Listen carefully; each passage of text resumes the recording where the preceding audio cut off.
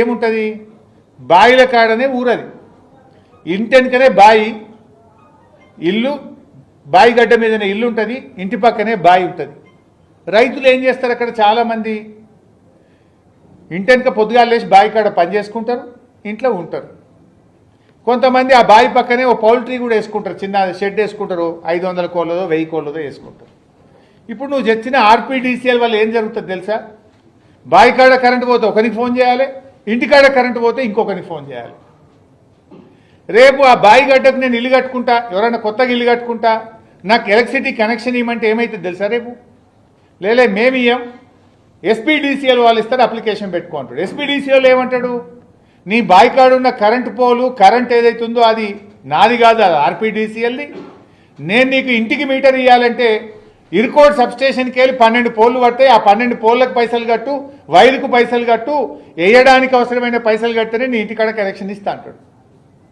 అంటే డబుల్ లైన్లు వేసుడు పోల్లు కూడా ఎక్కువ పడతాయి రైతుల పొలాలలో ఇప్పుడు బావి కాడ కనెక్షన్ ఉంది ఆల్రెడీ కరెంటు దానికే ఇవ్వచ్చు కదా రేపు ఇప్పుడు కొత్త సిస్టమ్ ఏం చెప్తుందంటే ఆర్పీడీసీఎల్ రైతులకు మాత్రమే ఇస్తుందట ఇంటికి ఇవ్వాలంటే ఎస్పీడీసీఎలోడో ఎంపీడీసీఎలోడో ఇవ్వాలి లేదు బావి కాడ ఒక పౌల్ట్రీ పెట్టుకున్నా అంటే ఎస్పీడీసీఎలో ఎంపీడీసీఎలో ఇవ్వాలి లేదు మా పసుపు పండించే రైతులు పసుపును ఉడకబెడతాము అంటే లేలే ఇది దీని కింద ఉడకబెట్టద్దు ఎస్పీడీసీఎల్ కరెంట్ తీసుకో అంటాడు చెరుకు పట్టాలి చెరుకు నేను తిప్పాలి గానుగ తిప్పాలంటే ఎస్పీడీసీఎలోడు కనెక్షన్ ఇవ్వాలంటాడు అంటే ఆ ఎస్పీడీసీఎలోడు ఏమంటాడు నీ బావి కాడ నా కరెంట్ లేదు నేను ఊరి నుంచి నీ ఇంటికాడ పెట్టుకునే ఇల్లు బావి కాడ కట్టుకునే ఇల్లుకు కానీ బావి కాడ కట్టే పౌల్ట్రీకి ఎన్ని పోల్లు పడతాయో ఆ లెక్క కడితేనే పైసలు కడితేనే రేపు ఇస్తా అంటాడు is it not national waste is it not public waste public money waste చేయడం కాదా ఇది ఆల్రెడీ కరెంటే ఉండే సపరేట్గా దానికి కనెక్షన్ ఇవ్వక ఇప్పుడు 3వ కంపెనీ పెట్టి నువ్వు ఆడ బావి కాడేవాడు ఇప్పుడు లంబాడి వాళ్ళు మా గిరిజనులు గోండులు కోయలు ఎస్టీలు అంతా కూడా బాయిలకానే ఉంటారు బాయిలకానే ఇల్లు కట్టుకుంటారు రేపు వాళ్ళ పరిస్థితి ఏమవుతుంది అన్నట్టు ఇలా రైతుల మీద ప్రజల మీద భారం పడుతుంది రేపు వినియోగదారుల మీద భారం పడుతుంది అనవసరంగా 2 లైన్లు వేయాలి బాయికోటి ఇంటికోటి 2 లైన్లు వేస్తే పొలాలు ఖరాబ్ అవుతాయి పోళ్ళు ఖరాబ్ అవుతాయి పబ్లిక్ మనీ వేస్ట్ అవుతుంది ప్రజల మీద భారం పడుతుంది ఇది ఒక తుగ్లక్ చర్య టీజీఆర్పీడీసీఎల్ అనేది ఒక తుగ్లక్ చర్య ఎంత డబుల్ పని ఇప్పుడు థెఫ్ట్స్కి దాని కింద ఉంటారు టీమ్స్ ఉంటాయి అదేవిధంగా ఆడిట్ టీమ్స్ ఉంటాయి స్టోర్స్ ఉంటాయి ఇవన్నీ డబుల్ పెట్టాలి దానికోటి దీనికోటి ఇది ప్రజల మీద భారం waste of public my funds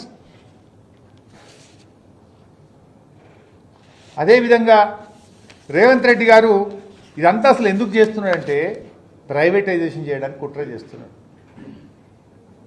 Revanth Reddy నేను డిమాండ్ చేస్తున్నా నువ్వు అసెంబ్లీ పెట్టు దీని మీద చర్చ పెట్టు come on let us call for the assembly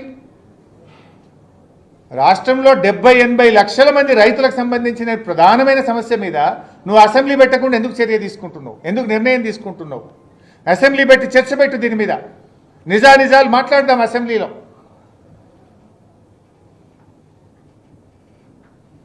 ఇవాళ మహారాష్ట్రలో ప్రైవేటైజేషన్ అయిపోయింది ముంబైలో అదానికి టాటాకి అప్పచెప్పిండ్రు కర్ణాటకలో బెంగళూరులో టాటాకి అప్పచెప్పిండ్రు నువ్వు కూడా ఈ రైతులన్నీ ఫ్రీ ఉచిత కరెంటు అంతా పక్కకు పెట్టి పైసలు వచ్చే కరెంటును ప్రైవేట్ వాళ్ళకి ఇవ్వడానికే ఈ ఆర్పీడీసీఎల్ ఏర్పాటు చేస్తున్నావు ఇది ప్రైవేటైజేషన్లో ఒక కుట్రలో భాగంగా నువ్వు చేస్తున్నావు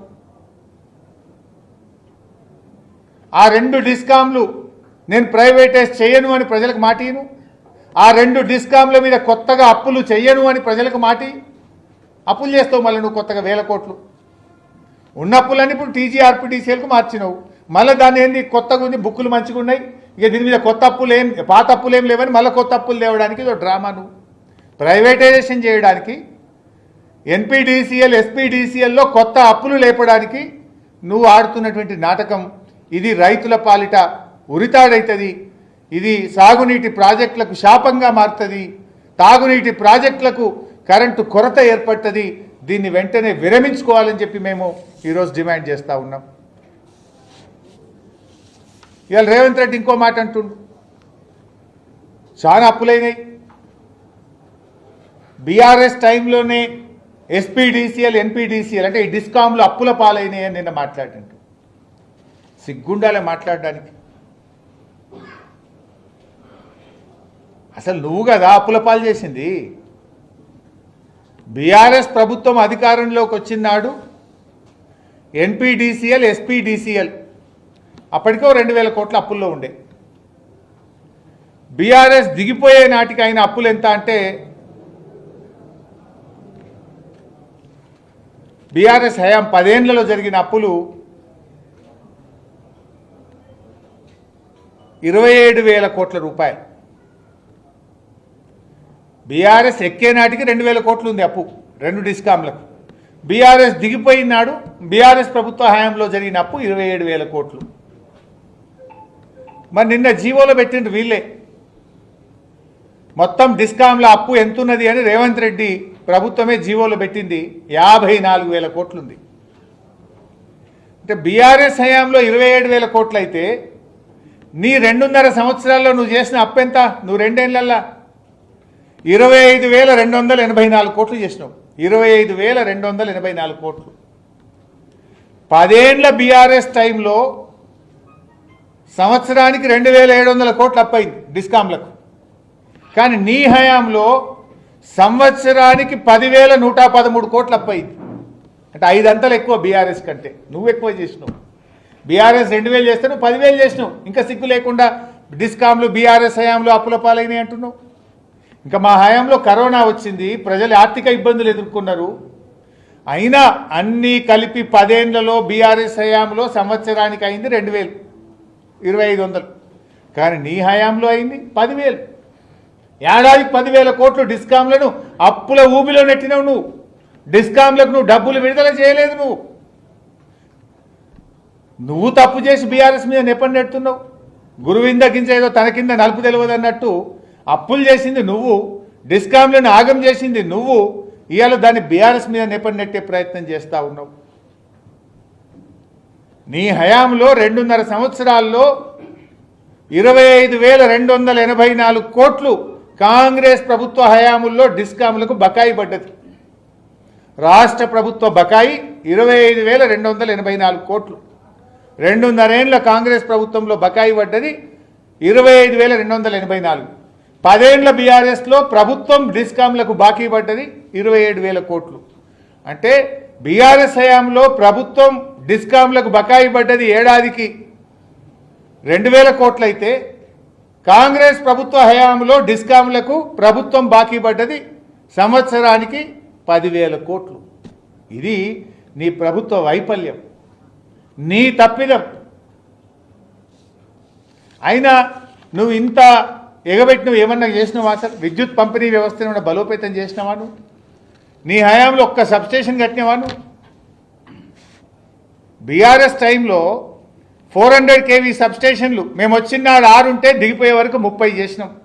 220 kV సబ్స్టేషన్లు మేము వచ్చినాడు 51 ఉంటే దిగిపోయే నాటికి 103 చేసినాం. 132 kV సబ్స్టేషన్లు మేము వచ్చినాడు 176 ఉంటే దిగిపోయే నాటికి 251 చేసినాం. 33/11 kV సబ్స్టేషన్లు మేము వచ్చినాడు 2,138 ఉంటే మేము దిగిపోయే నాటికి 3,210 సబ్స్టేషన్లు కట్టినాం.